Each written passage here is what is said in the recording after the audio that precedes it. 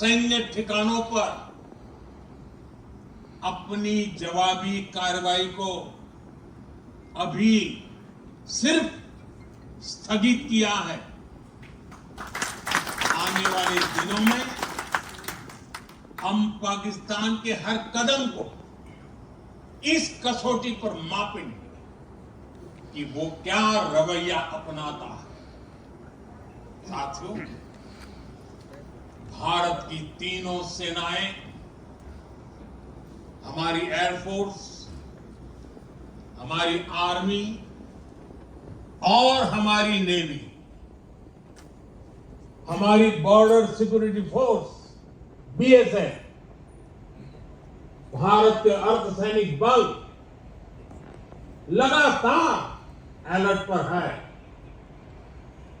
Surgical strike और air strike के बाद अब ऑपरेशन सिंदूर आतंक के खिलाफ भारत की नीति है।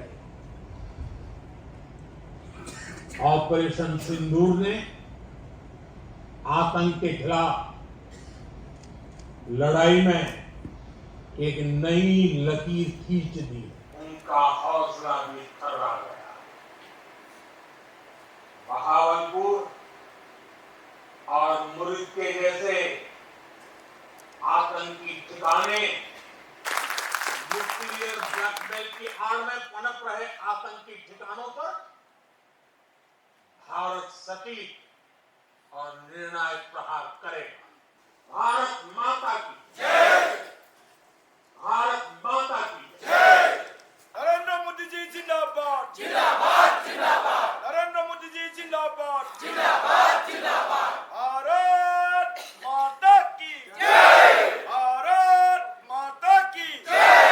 ভাৰতীয় জনতা পাৰ্টীৰ ৰাজ্যিক কাৰ্যালয়ত সকলো কাৰ্যকৰ্তাৰ সৈতে প্ৰধানমন্ত্ৰী নৰেন্দ্ৰ মোদী ডাঙৰীয়াই ৰাষ্ট্ৰৰ উদ্দেশ্যে আগবঢ়োৱা তেজোদীপ্ত ভাষণ আমি একেলগে শুনিলোঁ। প্ৰধানমন্ত্ৰী ডাঙৰীয়াই স্পষ্টভাৱে ঘোষণা কৰিছে যে কেতিয়াবা যদি পাকিস্তানৰ লগত ভাৰতৰ আলোচনা হয়, সি পাক অধিকৃত কাশ্মীৰৰ ওপৰত আলোচনা হ'ব। কেতিয়াবা যদি ভাৰত আৰু পাকিস্তানৰ আলোচনা হয়, সি সন্ত্ৰাসবাদক নিৰ্মূল কৰাৰ বাবেহে সেই আলোচনা অনুষ্ঠিত হ'ব। প্ৰধানমন্ত্ৰী ডাঙৰীয়াই ইণ্ডাছ ৱাটাৰ ট্ৰিটি, সিন্ধু জল চুক্তিৰ প্ৰসংগ উল্লেখ কৰি তেখেতে স্পষ্টভাৱে কৈছে যে তেজ আৰু পানী একেলগে হ'ব নোৱাৰে। প্ৰধানমন্ত্ৰী ডাঙৰীয়াই স্পষ্টভাৱে কৈছে যে টক আৰু টেৰৰ আলোচনা আৰু সন্ত্ৰাস একেলগে হ'ব নোৱাৰে। প্ৰধানমন্ত্ৰী ডাঙৰীয়াই স্পষ্টভাৱে কৈছে টেৰৰ আৰু ট্ৰেড, সন্ত্ৰাস আৰু ব্যৱসায় একেলগে হ'ব নোৱাৰে। প্ৰধানমন্ত্ৰী ডাঙৰীয়াই আজি স্পষ্টভাৱে কৈছে যে কেনেকৈ আমি এটা এটাকৈ পাকিস্তানত থকা সন্ত্ৰাসবাদীৰ ঘাটিসমূহ ধ্বংস কৰিবলৈ সক্ষম হৈছিলোঁ। আমাৰ সেনাবাহিনীয়ে কি ধৰণে তেওঁলোকৰ অভিযানত 100% সফল হ'বলৈ সক্ষম হৈছিল। প্ৰধানমন্ত্ৰী ডাঙৰীয়াই ভাৰতীয় সেনাক আজি ৰাষ্ট্ৰৰ সন্মুখত চেলুট কৰিছে। আমিও ভাৰতীয় সেনাক পুনৰ এবাৰ চেলুট কৰিছোঁ, নমন কৰিছোঁ আৰু তেওঁলোকৰ সাহস আৰু বীৰত্বক আকৌ এবাৰ শিৰ নত কৰি আমি শ্ৰদ্ধা জনাইছোঁ। ভাৰতীয় সেনা আমাৰ সীমাৰ জাগ্ৰত প্ৰহৰী, ভাৰতবৰ্ষৰ সাৰ্বভৌমত্ব ৰক্ষাৰ জাগ্ৰত আৰু জীৱন্ত প্ৰহৰী। মই পুনৰ এবাৰ ভাৰতীয় জনতা পাৰ্টীৰ সমূহ কাৰ্যকৰ্তাৰ হৈ আৰু অসমবাসী ৰাইজৰ হৈ সেনাবাহিনীক শ্ৰদ্ধা, অভিনন্দন, বিজয়ৰ বাবে অভিনন্দন, বীৰত্ব আৰু সাহসৰ বাবে শ্ৰদ্ধা জনাইছোঁ। দেশক সংকটৰ মুহূৰ্তত সাহস আৰু বীৰত্বৰে সৈতে নেতৃত্ব দিয়া প্ৰধানমন্ত্ৰী নৰেন্দ্ৰ মোদী ডাঙৰীয়াক কৃতজ্ঞ অসমবাসী ৰাইজৰ হৈ আমি আকৌ এবাৰ শ্ৰদ্ধা জনাইছোঁ। অসমত পঞ্চায়ত নিৰ্বাচনৰ ভোট গণনা এই পৰ্যন্ত চলি আছে। ভাৰতীয় জনতা পাৰ্টি আৰু AGP আমাৰ মিত্ৰগোষ্ঠীয়ে প্ৰায় 300খন আসনৰ আশে পাশে গৈ আমি থিয় দিছোঁ।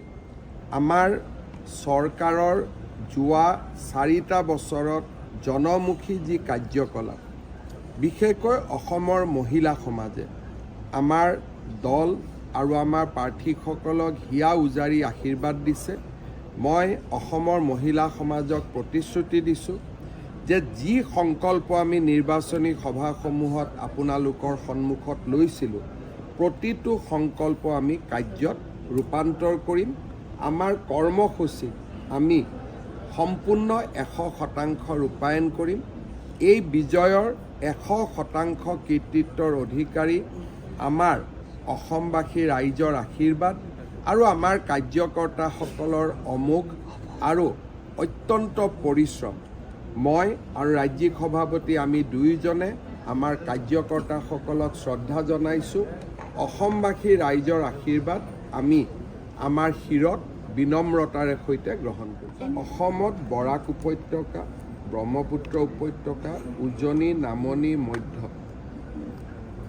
আমি উত্তৰ অসম, এনেকুৱা এটা সমষ্টি নাই য'ত আমি ভাল ফলাফল কৰা নাই। আৰু মই ভাবোঁ যে বিধানসভা নিৰ্বাচনলৈকে আমাৰ সন্মুখত যিমানকেইটা কাম আছে, আমি যদি সুন্দৰভাৱে জানুৱাৰী মাহলৈকে সম্পূৰ্ণ কৰিব পাৰোঁ, বিধানসভা নিৰ্বাচনত ইয়াতকৈও আমি ভাল ফলাফল দেখুৱাব পাৰিম। আৰু সেইকাৰণে এটাই মই কথা ক'ম, 21ৰ বিধানসভাতকৈ 24ৰ লোকসভা ভাল হৈছিলে, 24ৰ লোকসভাতকৈ 25ৰ পঞ্চায়ত ভাল হৈছে, আৰু 25ৰ পঞ্চায়ততকৈ 26ৰ বিধানসভা আৰু ভাল। BTCত আমাৰ দলে প্ৰতিদ্বন্দ্বিতা কৰিব। অহা 15 তাৰিখে আমি ইতিমধ্যে সভা আহ্বান কৰিছোঁ। যিমানকেইটা চিটত আমাৰ শক্তি আছে, 40খন BTCত আমাৰ আসন আছে, আমি এইটো কথা স্বীকাৰ কৰিম যে 40খন আসনতে আমাৰ শক্তি নাই। যিমান শক্তি আছে, শক্তি অনুযায়ী BJP দলে প্ৰতিদ্বন্দ্বিতা কৰিব। আৰু য'ত আমি প্ৰতিদ্বন্দ্বিতা নকৰোঁ, তাত আমি আমাৰ মিত্ৰ দলক সমৰ্থন।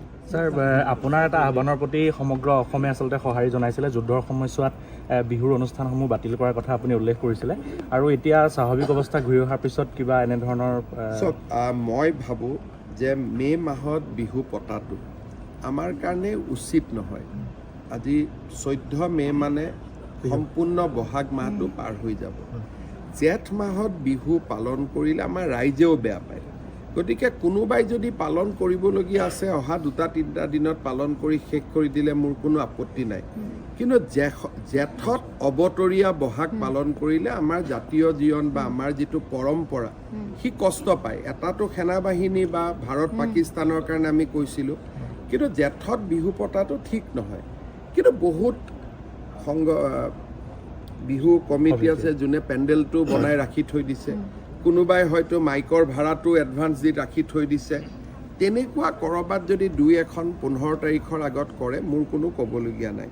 কিন্তু 15 তাৰিখৰ পিছত বিহু নাপাতিবলৈ মই ৰাইজক অনুৰোধ কৰিম, কাৰণ আমাৰ বাপতিসাহোন বিহুটোৰ অসন্মান হ'ব নালাগে।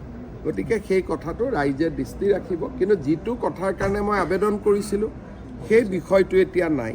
কিন্তু এতিয়া মই এজন অসমীয়া ল'ৰা হিচাপে, যুৱক হিচাপে, ব্যক্তি হিচাপে অনুৰোধ কৰিম যে বহাগৰ বিহুটোক জেঠলৈকে টানি লৈ নাযাব। লক্ষ্মীনাথ বেজবৰুৱাদেৱৰ যিটো প্ৰতিমূৰ্তি ইতিমধ্যে তাৰ পৰা স্থানান্তৰ কৰিছে, আৰু কিবা প্ৰজেক্ট গ্ৰহণ কৰা হৈছে নেকি? কোনো নহয়। সেই ফ্লাইঅভাৰখন কনষ্ট্ৰাকশ্যনৰ সময়ত প্ৰতিমূৰ্তিটো আমি মৰমৰে ৰাখিম, আৰু যি মুহূৰ্ততে ফ্লাইঅভাৰৰ কনষ্ট্ৰাকশ্যন কমপ্লিট হ'ব, একেটা জাগাতে একেটা স্থানতে আমি তাক সন্মানৰ সৈতে আকৌ পুনৰ স্থাপিত অধিক নতুন ৰূপত হ'ব, ভাল কৰি হ'ব, ধুনীয়াকৈ হ'ব। গতিকে সেইটো লৈ পেলাই কোনো বেজবৰুৱাদেৱৰ প্ৰতিমূৰ্তিটো যেনেকৈ আছে তেনেকৈ থাকিব, ভাল হ'ব। আৰু এইবাৰ অসমত সকলো মানুহে নিৰ্দিষ্ট দিন এটাত অমূৰ আপোনাৰ দেখোঁ ৰাস্তাত আহি পেলাই গাব, এটা সম্প্ৰীতিৰ প্ৰতীক হিচাপে তাৰো এটা ডাঙৰ আয়োজন আমি কৰি আছোঁ। आज हम सब ने हमारे स्टेट ऑफिस में हमारे पार्टी का अध्यक्ष और हमारा कार्यकर्ता सब लोग मिल के प्रधानमंत्री जी का जो देश के लिए जो अभिभाषण थे, जो उनका वक्तव्य था, वो हम लोग सब लोगों ने सुना। हमने ये भी सुना कि कैसे भारत ने पाकिस्तान का टेरर इंफ्रास्ट्रक्चर को कम्प्लीटली ख़त्म करने में कामयाब हुआ। प्रधानमंत्री जी ने बहुत एक आत्मविश्वास का साथ बोला कि टेरर और तौक एक साथ नहीं हो सकता है। अगर पाकिस्तान का साथ कभी भी हमारा वार्ता होगा, पाक ऑक्युपाइड कश्मीर को लेके ही ये वार्ता होगा। प्रधानमंत्री जी ने देशवासियों को विश्वास दिलाया कि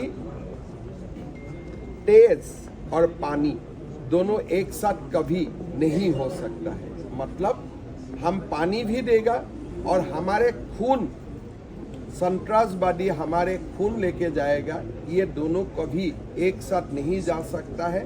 पानी और खून ये कभी एक साथ हो ही नहीं सकता है। प्रधानमंत्री जी ने बोले कि तौक और ट्रेड कभी एक साथ जा ही नहीं सकता है।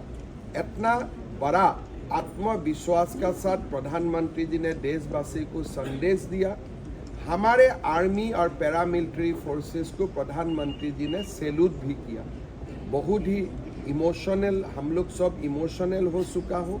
इतना जो प्रधानमंत्री जी ने जो मन से जो बात बोले, ये हर भारतीय की मन की बातें थे।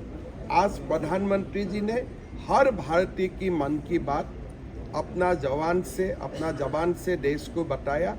हम लोग प्रधानमंत्री जी को उनका दूरदर्शी और साहसी नेतृत्व के लिए बहुत बहुत धन्यवाद करता हूं। और हमारे सैनिक और अर्धसामरिक जो हमारे बल है CAPF, सारे ये जवान और ऑफिसर्स को हम आसाम का ओर से भी नमन करता हूं, वंदन करता हूं, अभिनंदन करता हूं।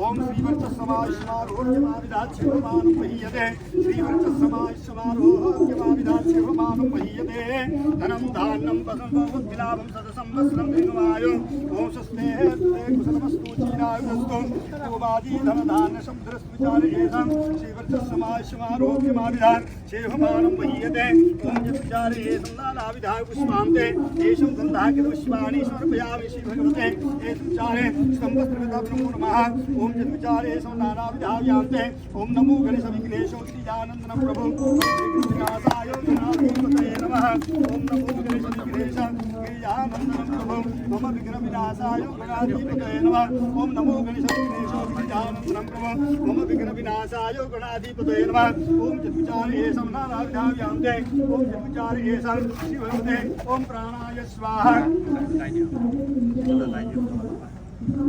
ओम प्राणाय स्वाहा ओम अपानाय स्वाहा ओम ज्ञानाय स्वाहा ओम उदानाय स्वाहा ओम चित्तारेषु शान्तिरन्तरिक्षगो शान्तिः पृथिवी शान्तिरापः शान्तिरूपदयः शान्तिः वनस्पतयः शान्ति विश्वे देवाः श्यामा शान्तिरेधि यतो यतः शमीयसे ततो नो भयं कुरु सन्नः कुरु प्रजाभ्यो भयन्नः ओम चित्तारेषु शिवदियो शान्तिरन्तरिक्षगो शान्ति पृथिवी शान्तिरापः शान्तिरूपदयः शान्तिः वनस्पतयः शान्ति विश्वे देवाः লগতে স্মাৰকেৰে সম্বৰ্ধনা তেখেতক জ্ঞাপন কৰিব জোনালী কনষ্ট্ৰাকশ্যন প্ৰাইভেট লিমিটেডৰ ডিৰেক্টৰ জিমলি দাস, লগতে ৰেগলি দাসে।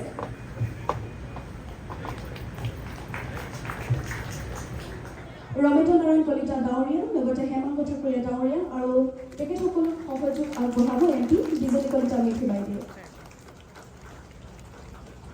জোনালী কনষ্ট্ৰাকশ্যনৰ পৰিচালন সঞ্চালক শ্ৰী অনিল দাস ডাঙৰীয়া আৰু উপস্থিত সুধীবৃন্দ, আয়োজন কৰা এই অনুষ্ঠানত উপস্থিত থাকিবলৈ পাই সঁচাকৈয়ে আনন্দিত হৈছোঁ।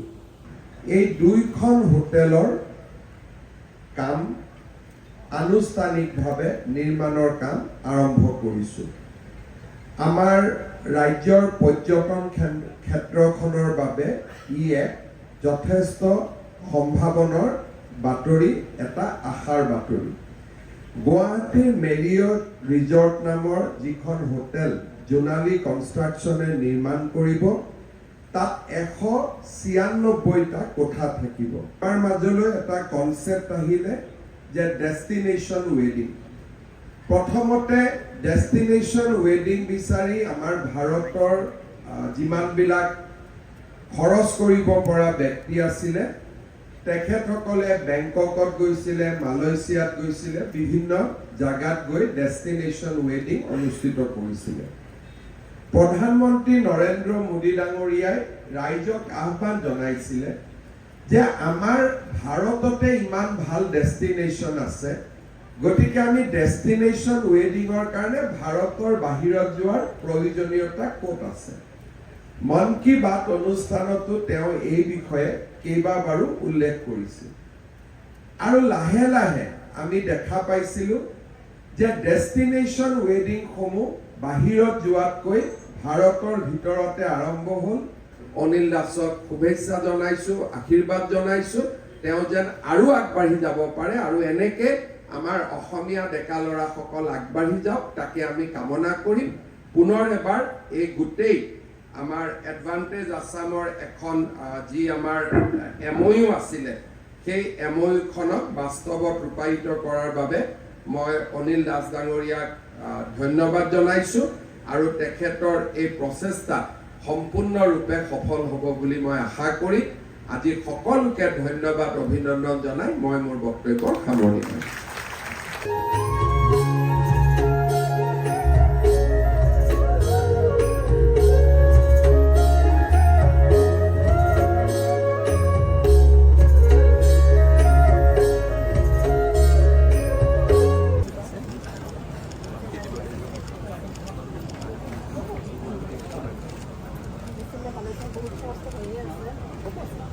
জোনালী কনষ্ট্ৰাকশ্যন প্ৰাইভেট লিমিটেড, এই সংস্থাটোৱে এডভান্টেজ অসমৰ সময়ত গুৱাহাটীত মেৰিয়টৰ 2খন হোটেল প্ৰতিষ্ঠা কৰাৰ বাবে বুজাবুজিৰ চুক্তি কৰিছে।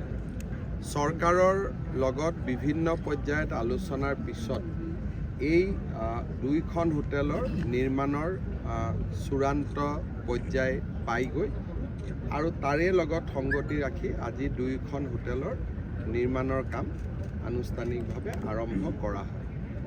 এডভান্টেজ অসমৰ সময়ত স্বাক্ষৰ কৰা প্ৰায়বোৰ ইনভেষ্টমেণ্ট প্ৰপ'জেলে লাহে লাহে বাস্তৱত ৰূপায়িত হোৱাৰ আৰম্ভ কৰিছে আৰু বিশেষকৈ এই 2খন হোটেল গুৱাহাটী বিমানবন্দৰৰ নিচেই কাষৰত হোৱাৰ বাবে ই পৰ্যটক আৰু বিমান যাত্ৰীসকলৰ বাবেও সুবিধা হ'ব আৰু এক বহুত ডাঙৰ প্ৰায় 76 বিঘা মাটিত এই হোটেলখন হ'ব। স্বাভাৱিকভাৱে ই পৰ্যটকৰ বাবে, দেশ বিদেশৰ পৰ্যটকৰ বাবেও এটা আকৰ্ষণৰ কেন্দ্ৰবিন্দু হ'ব। আজিকালি ডেষ্টিনেশ্যন ৱেডিং আদি হয় আৰু মই ভাবোঁ যে এই হোটেলখন কম সময়ৰ ভিতৰতে জনপ্ৰিয় হৈ উঠিব। মই পুনৰ এবাৰ এই জোনালী কনষ্ট্ৰাকশ্যনৰ পৰিচালন সঞ্চালক অনিল দাস ডাঙৰীয়াক অভিনন্দন জনাইছোঁ আৰু আমাৰ 2খন হোটেল যাতে খুব সোনকালে নিৰ্মাণ হয় তাৰ বাবে মই আশা কৰিছোঁ। In Guwahati almost 11 hotels are coming in the 5-star category. So this is 2 Marriott. In Aero City there will be 2 Taj, 4. Then in National Highway another Lemon Tree is coming. Then Radisson is expanding 100 key more. In place of Taj Vivanta, Taj is coming. Then in Guwahati another 4 Marriotts are coming. So Guwahati will have almost 11-12 5-star hotels in days to come. But this property will be unique because this is coming in 76 bighas of land. So this property will be completely different from other property. This will be huge. So karne yaku kaniyate before bilar sonkor eta jetu karne file puri pelai koribo আমি এটা কাম কৰাৰ কাৰণে problem নাই। 2 lakh square ফিটলৈকে তোমাৰ এখন হোটেলত কিমান স্কোয়াৰ? এখন আমাৰ কিমান আছে? সেইখন তুমি আৰামত কৰিব পাৰা আৰু 2খন বেলেগ প্ৰপাৰ্টি দেখুৱাম। তেতিয়াহ'লে দুইখনতে 2 লাখ তাৰমানে 20,000 ই তেৰাঙে ই ক'ব আপোনাক আমাৰ এমপ্লয় 20,000ৰ তললৈকে ইচি নালাগে। তো দুখন বেলেগ দেখুৱালে 40 লাখলৈকে নালাগে। কনভেনশ্যন হলটো বেলেগ দেখুৱালে বোলে এইটো নালাগে। তুমি ইচি 20ৰ তলত ইচি নালাগে, মানে 20,000 স্কুৱেৰ মিটাৰৰ ওপৰতহে ইচি লাগে। গতিকে তলত ৰাখি দিলে ওপৰত তুমি নাযাবা কিয়, ইয়াতে যেতিয়ালৈকে ইয়াতে কিবা এটা আমি ESZ এটা ক্লিয়াৰ কৰিব বাকী আছে, ফাইলটো ঘূৰি আছে, 6 মাহমান লাগিব। সেইকাৰণে ওপৰত দুইটাতে 20-20 যাব। 20-20 কনভেনশ্যন হলটো বেলেগ কৰি দেখুৱালে তাতো 20 যাব, 3টা জেগা দেখুৱাব। Thank U.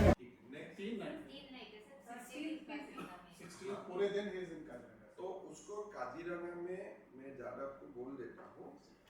Yes, sir. That very evening he will be moving to Kaziranga. क्या उनका फैमिली का साथ है? Sir, CS hasn't confirmed yet. नहीं, but हमें बात हुआ है। आप एक काम करें, काजीरंगा में उनको बानीगंज करो। इनका प्राइमरी है काजीरंगा और कामाख्या। Yes, sir. अच्छा, फिर For 17th, 17% he is coming to Guwahati. will be starting by road.